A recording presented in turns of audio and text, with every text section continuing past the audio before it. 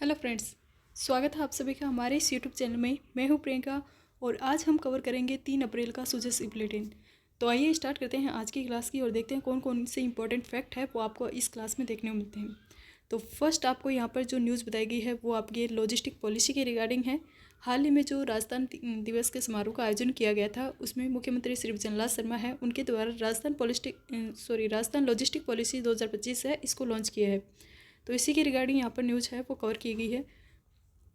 यहाँ पर बताया गया है कि लॉजिस्टिक हब बनने की ओर अग्रसर राजस्थान।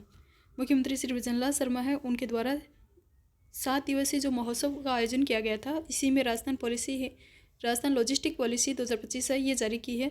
साथ ही आर्थिक विकास की 13 नीतियाँ हैं, इनके रिगार्डिंग भी जानकारी दी है। जैसे कि आपके राजस्थान निवेश प्रोत्साहन नीति 2024 की है, राजस्थान निवेश प्रोत्साहन योजना 2024 है, राजस्थान एमएसएमई नीति 2024 है, राजस्थान के जो निर्यात संवर्धन नीति है, एक जिला एक उत्पाद नीति है, एकीकृत क्लस्टर विकास योजना है।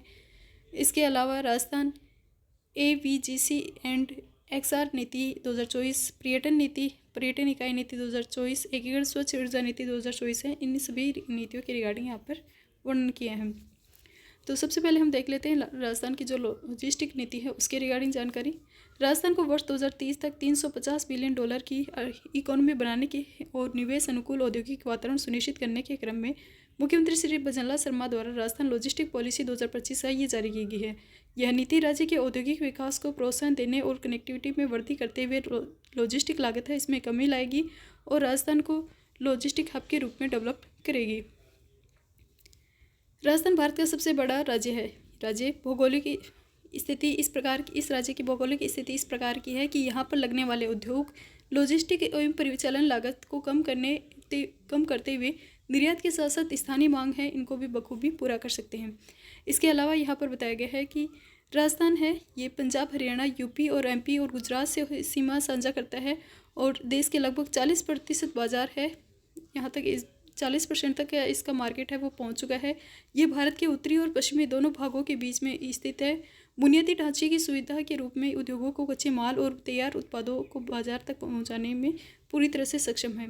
राष्ट्रीय राजमार्गों का तीसरा सबसे बड़ा नेटवर्क और दूसरा सबसे बड़ा रेल नेटवर्क राजस्थान में है। तो ये इंपॉर्टेंट है कि देश में राष्ट्रीय जो राजमार्ग है, नेशनल हाईवे हैं, इनका तीसरा बड़ा नेटवर्क और सेकंड बड़ा रेल नेटवर्क है वो राजस्थान में देखने को मिलता है। इसके अलावा 9 इनलैंड कंटेनर डिपो, 7 एयरपोर्ट और 1 एयर कार्गो कॉम्प्लेक्स हमें लॉजिस्टिक और व्यापार के क्षेत्र में मजबूत स्थिति प्रदान करते हैं।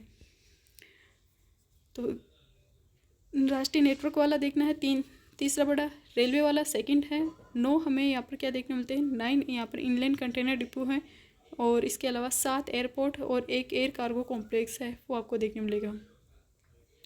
राजस्थान लॉजिस्टिक पॉलिसी 2025 राजस्थान की भौगोलिक स्थिति का लाभ लेते हुए औद्योगिक विकास को प्रोत्साहन देगी। लॉजिस्टिक लागत में कमी लाते हुए उद्योगों को भी आगे बढ़ने के भरपूर अवसर प्रदान करेगी।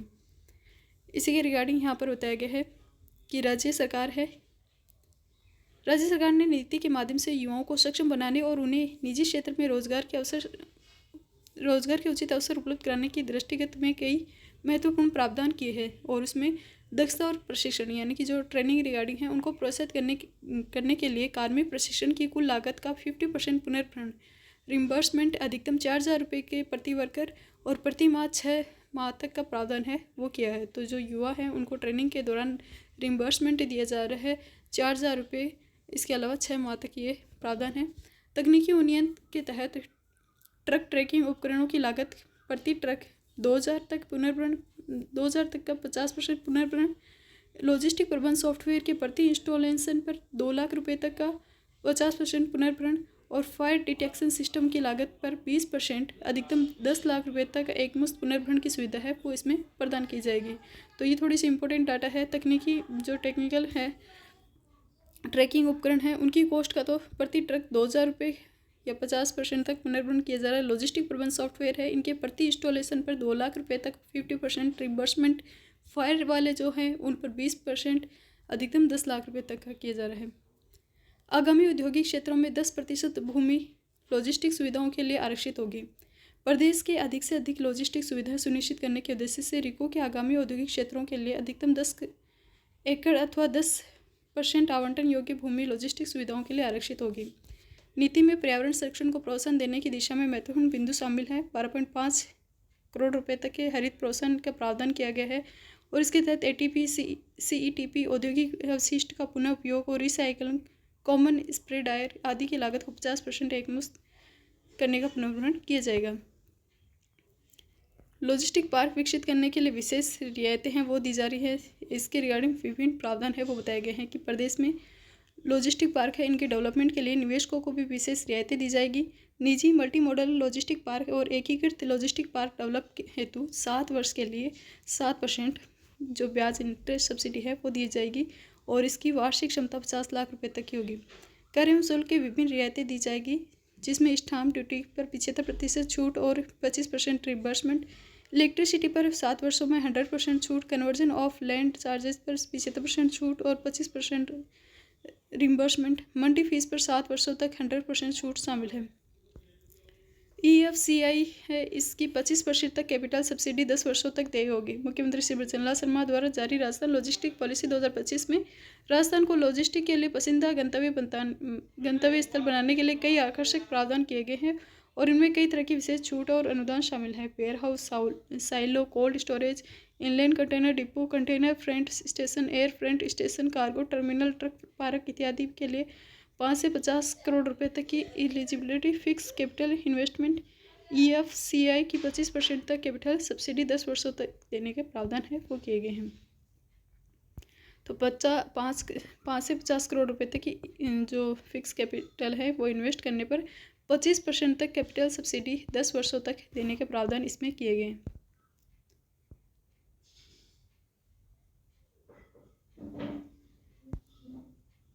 तो ये थी राजस्थान की जो लॉजिस्टिक पॉलिसी है उसके रिगार्डिंग कुछ इंपॉर्टेंट न्यूज़।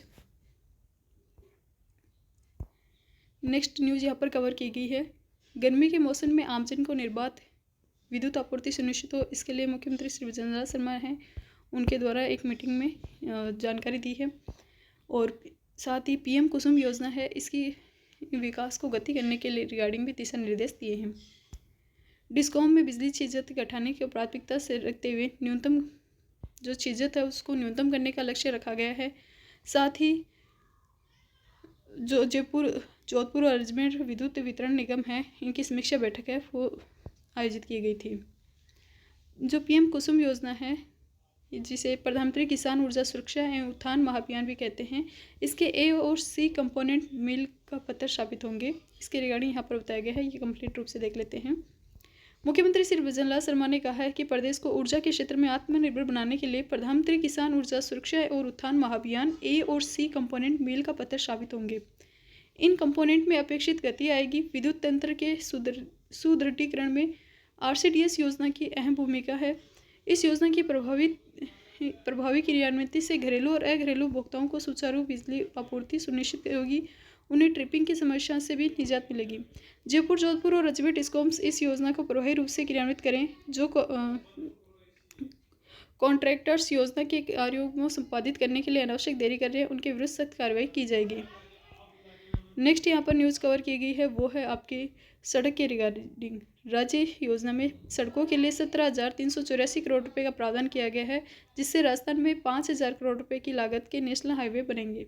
और ये सब जानकारी दी है उप मुख्यमंत्री दिया कुमारी ने बताया कि 21 नेशनल हाईवे परियोजनाओं के लिए केंद्रीय सड़क परिवहन राजमार्ग मंत्रालय द्वारा लगभग 5,000 करोड़ रुपए की लागत की नई परियोजनाओं की स्वीकृति भी हाल ही में दी गई है। नेक्स्ट यहाँ पर न्यूज़ कवर की गई है वो है फार्मर रजिस्ट्री के रिगार्डिंग। 33 लाख से अधिक किसान हैं, उनके द्वारा पंजीकरण करवाया गया है और राजस्थान देश में अव्वल है।